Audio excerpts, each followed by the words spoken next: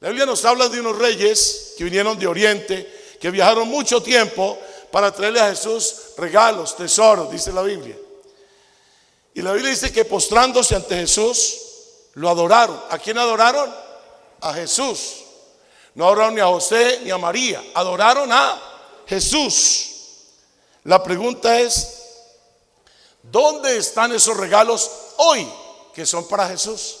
¿Dónde está esa adoración hoy que es para Jesús? Regalos a Jesús, postración ante Jesús, adoración a Jesús. Temas tenidos en poco por la sociedad del consumo, la sociedad del comercio regular, la sociedad donde la gente está corriendo en pro de otras cosas menos de ir a un templo a adorar al Señor, menos de darle un regalo al Señor, una ofrenda al Señor, menos de postrarse ante el Señor, porque otras cosas están absorbiendo a las personas, haciéndoles perder el significado de la Navidad.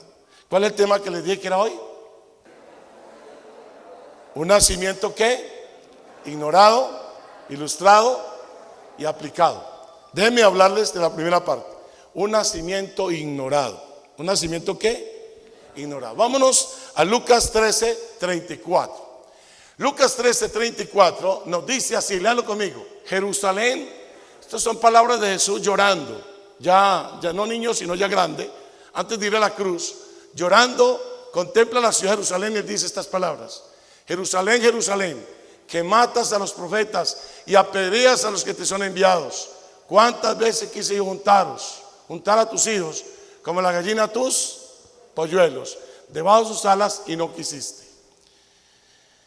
Cuando hablo de un nacimiento ignorado, es que ese pueblo, esa tierra, ese país donde nace Jesús, lo ignoraron, no lo tuvieron en cuenta. Y por eso Jesús dice: ustedes, Jerusalén, que matan a los profetas y apedrean a los que te son enviados. ¿Cuántas veces los quise yo juntar como la gallina a sus polluelos? Pero no quisieron, debajo de sus alas, y no quisieron. No solo ignoraron el nacimiento de Jesús, sino que ignoraron todo su proceso, aún su obra en la cruz por nosotros.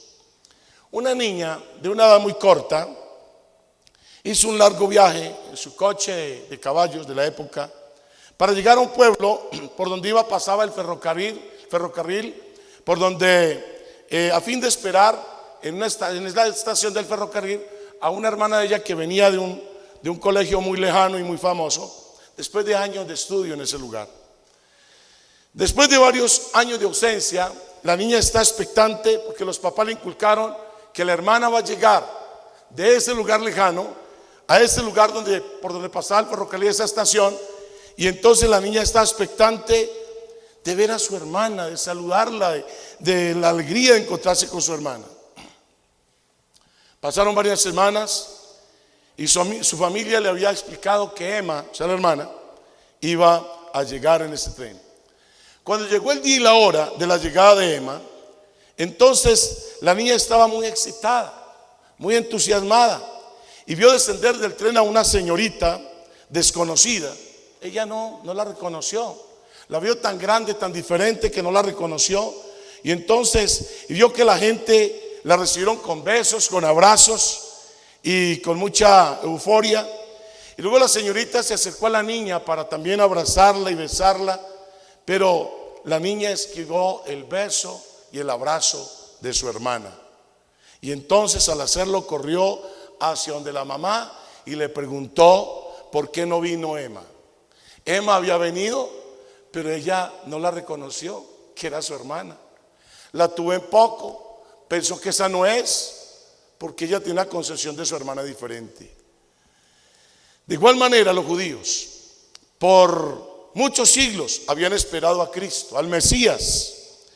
Tuvieron de él una expectativa de que vendría, y de repente cuando él viene no lo reconocen. No lo reconocen. Viene Jesús de Nazaret y no lo reconocen. Aquel a quien esperaban y no lo reconocen. Y en lugar de recibirlo, ¿lo qué? Rechazaron. Eso es lo que dice Juan capítulo 1 verso 12. A lo suyo vino y los suyos no lo recibieron. Luego habla de los que sí le recibieron. Claro, sí hubo unos cuantos que creyeron, pero la nación como nación no creyó en él. Creyeron unos pocos, pero los demás no lo recibieron, lo rechazaron. Ese no puede ser el Mesías. Es más, cuando el Señor se va a matar, seguían en esa tónica. Ese no puede ser, porque esperaban un guerrero como David, pues, que boleara espada y matara gente y derrotara a Roma y lo librara del yugo de los enemigos. Y como se dejó matar, ellos no tienen en cuenta que Jesús dijo: yo pongo mi vida y la vuelvo a tomar. Entonces no lo recibieron, ignorado. Diga conmigo, Jesús fue ignorado. Y cuando uno piensa en el nacimiento ignorado, ustedes saben que Herodes mandó matar a los niños en la época, aunque él no era judío. Él trabajaba para Roma, igual ignorado por el imperio, ignorado por la gente de su mismo pueblo.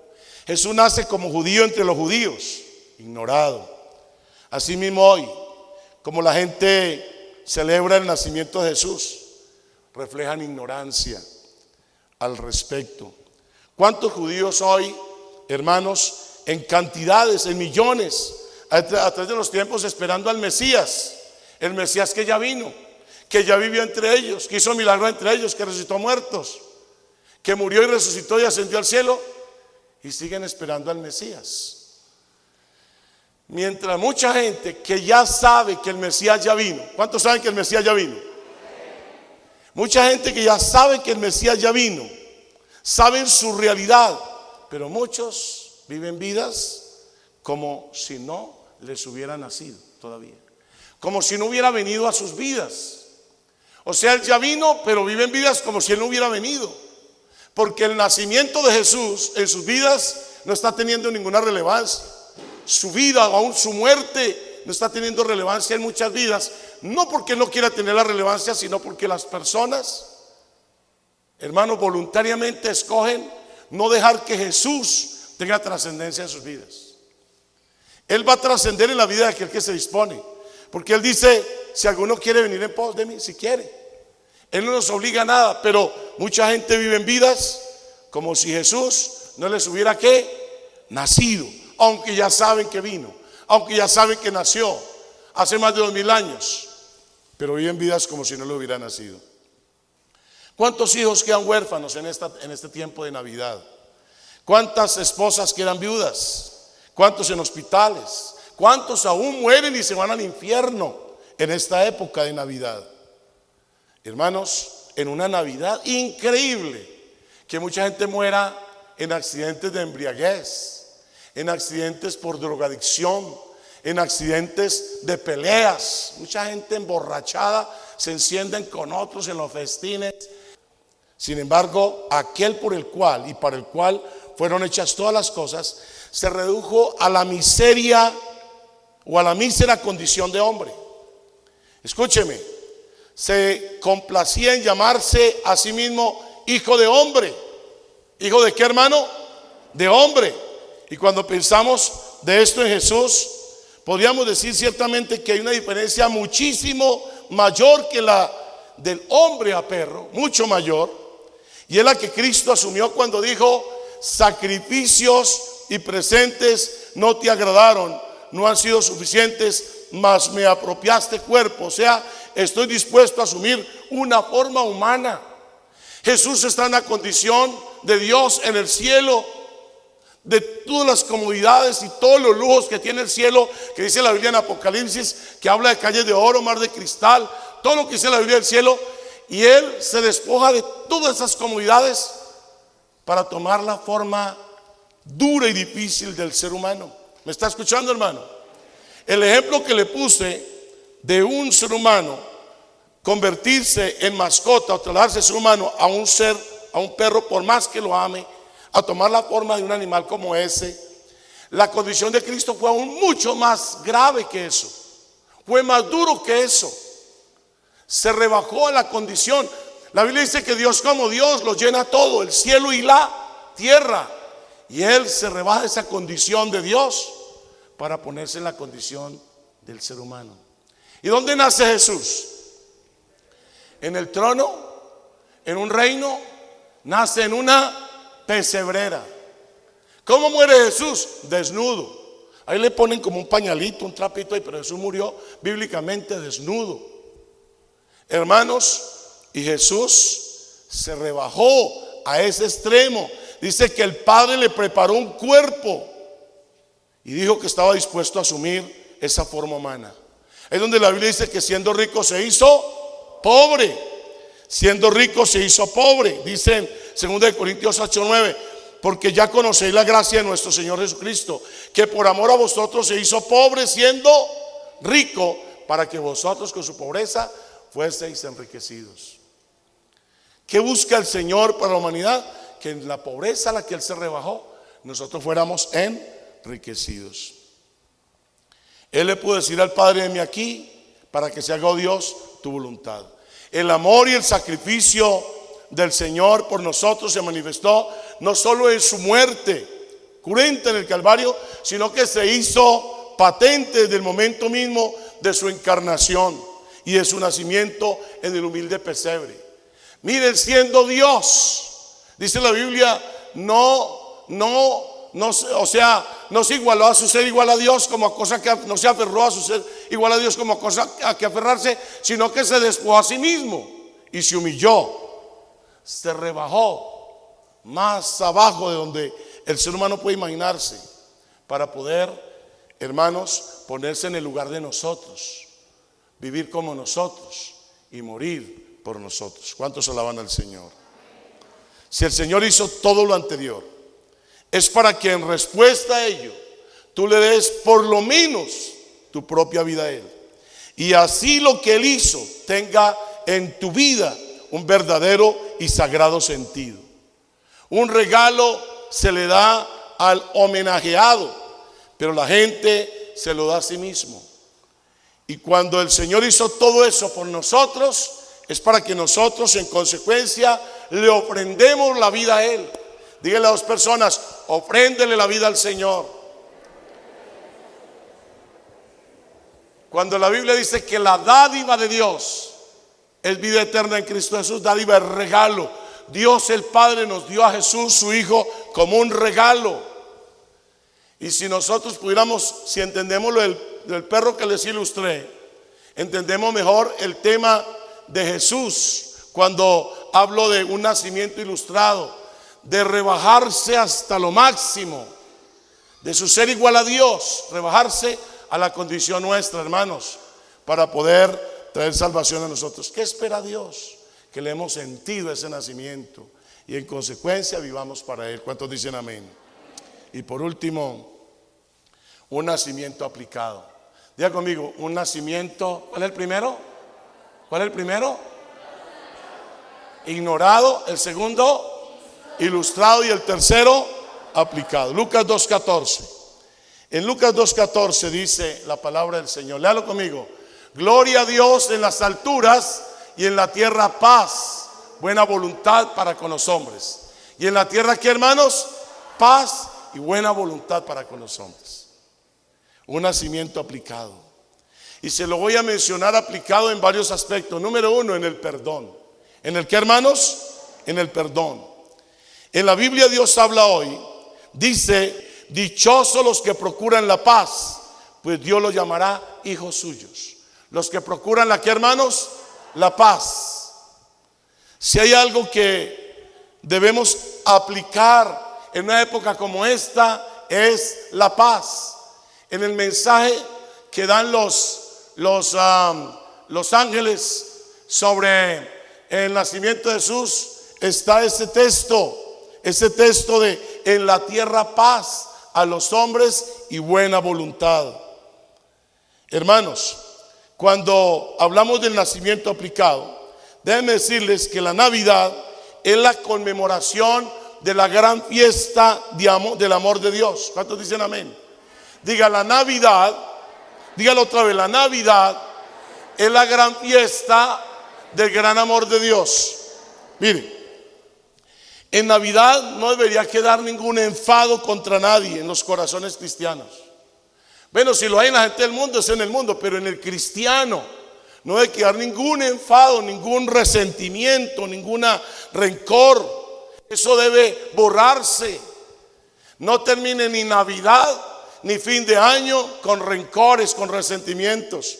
Porque si la Navidad es la conmemoración de la fiesta del gran amor de Dios, nosotros, la iglesia de Cristo, debemos caracterizarnos por ese amor que perdona. Amén, hermanos. Por ese amor que perdona rencores, ofensas, enojos, resentimientos, raíces de amargura. Mire, un niño había recibido muchos hermosos juguetes en Navidad. Y entonces se acordó que en la escuela había un compañero de él que era muy pobre. Este niño que menciona era una familia adinerada y era una familia cristiana.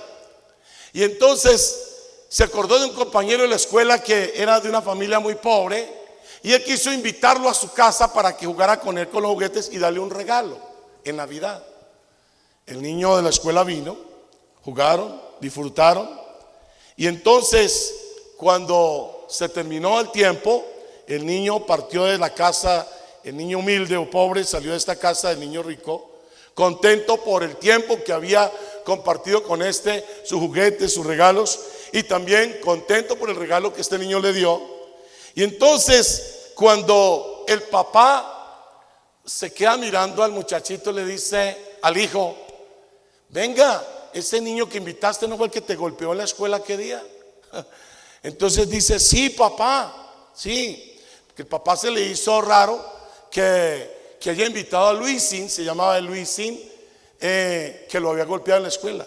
Y él dice: sí, papá, pero en la escuela dominical nos han enseñado que Navidad es el día cuando Dios empezó a mostrarnos su perdón. Por eso él había invitado al niño que le había dado en la nariz en la escuela, lo invitó porque lo había perdonado. Y no solamente lo perdonó, se lo demostró invitándolo a jugar con él con sus juguetes y dándole un regalo. Dígale a su vecino: hay que demostrar el amor de Dios. No decirle: yo lo perdono pero no lo olvido. O como hacíamos en la escuela: yo lo perdono pero en el recreo nos vemos, o en la salida, ¿no? No, hermano, que haya una demostración del perdón.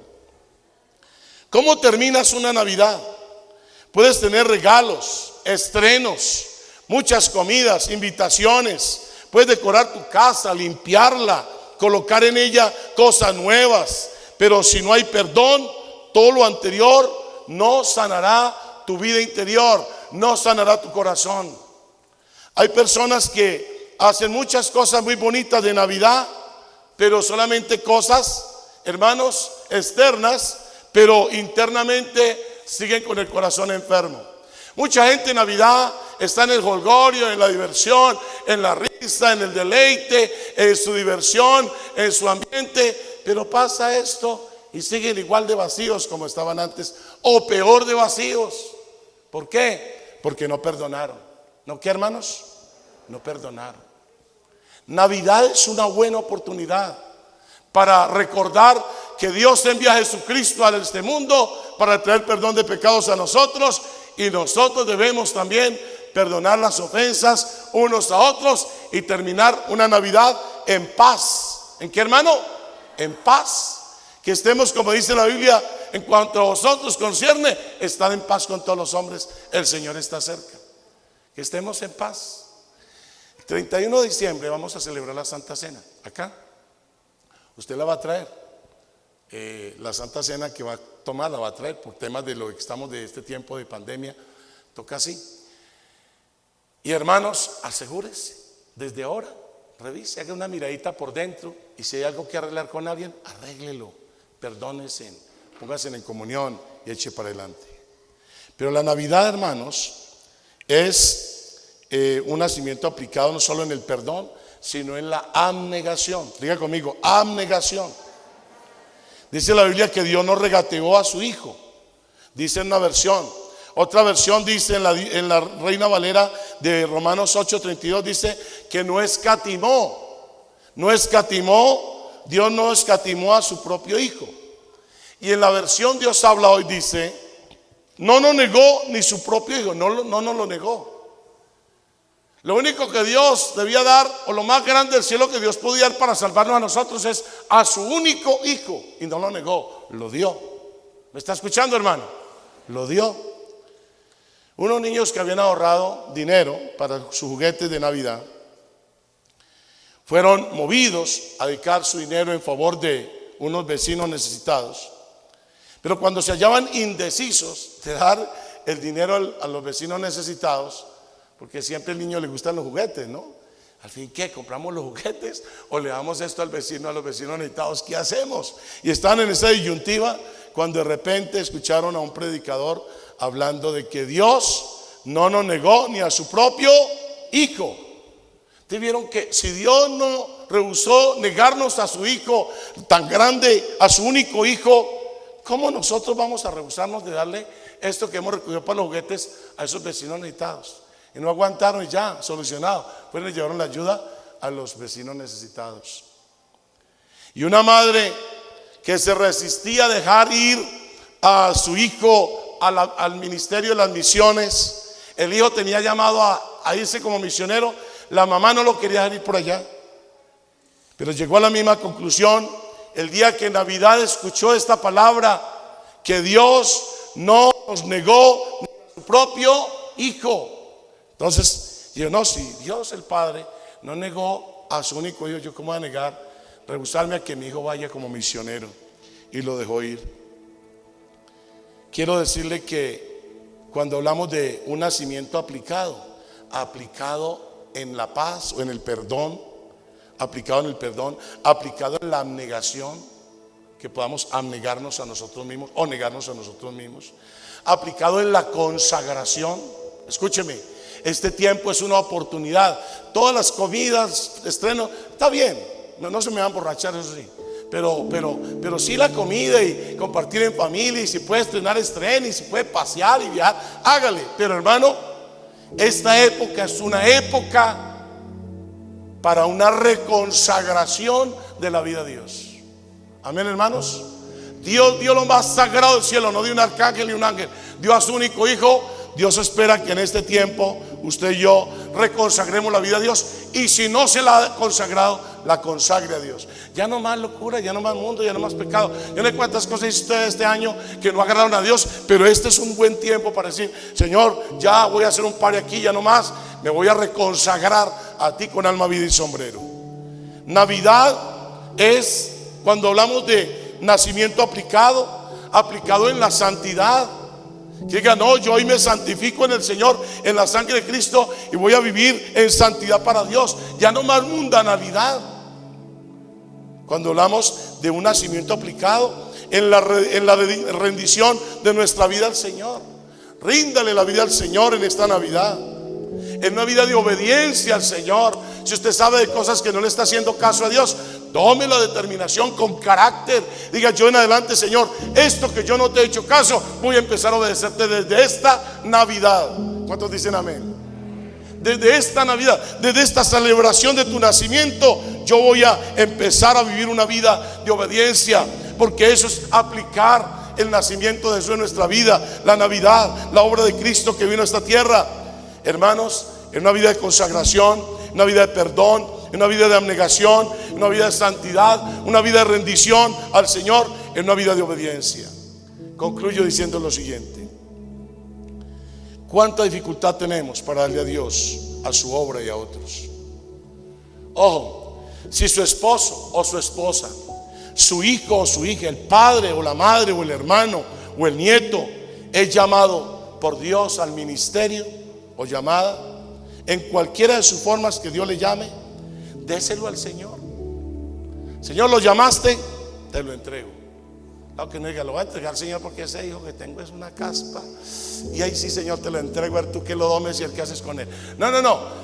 Puede ser un hijo que amas mucho, como a Abraham con Isaac. Le dijo Dios: a ese a quien tanto amas, ofrézcamelo en sacrificio. Si Dios llama a alguien de su familia, no se lo rehúse. Dios no rehusó darnos a su hijo. Désela, Señor, te lo entrego. Apóyele. ¿Me está escuchando, hermano? Apóyele, que le sirva al Señor. Dispóngalo en las manos del Señor. No le diga: Señor, te lo te lo llevo o te lo mando, pero dígale: Señor, yo te lo entrego para que tú lo uses o la uses al miembro de tu familia que Dios llame. Y si puedes apoyarle en oración, apóyele. Si le puedes apoyar económicamente, apóyele. Anímicamente, inspiracionalmente, apóyele. Pero hermanos, no rehúse a un miembro de su familia que Dios llama para servirle. Métale todas las ganas para que esa persona le sirva a Dios. ¿Me está escuchando, hermano? Lo mismo tu ofrenda o ayuda al hermano necesitado. No se rehúse. Si tiene cómo ayudar a alguien, hermano, y puede, hágalo. No rehúse de ayudar a este hermano, a esta hermana o a esta familia necesitada. Y si se trata de la obra del Señor, hermano, y tiene cómo dar a la obra del Señor, no rehúse. Dele a la obra del Señor cuando puedes hacerlo. Dele a Dios lo que es de Dios. Si dice: yo voy a darle al Señor un regalo en esta Navidad, o en este mes tal, o en el mes tal, o en tal quincena, o en tal mes, o en tal año, hágalo. O en tal semana, o en tal bendición que me llegó, hermano, no se rehúse, dale al Señor. ¿Me está escuchando? Dios ofrendó todo lo más grande de Él por nosotros. Espero no andes en la ignorancia del nacimiento de Jesús, de la Navidad verdadera. Que la ilustración que le di le deje una nota clara de lo que fue el nacimiento de Jesús, y las aplicaciones finales te dejen leccionadores para tu vida en adelante. Un nacimiento ignorado, ilustrado y ¿qué? Aplicado. Hagamos del nacimiento de Jesús una realidad vivencial en nuestra vida. Que el mensaje del nacimiento de Jesús tenga incidencia, tenga relevancia en cada uno de nosotros. Colóquese de pie, vamos a orar.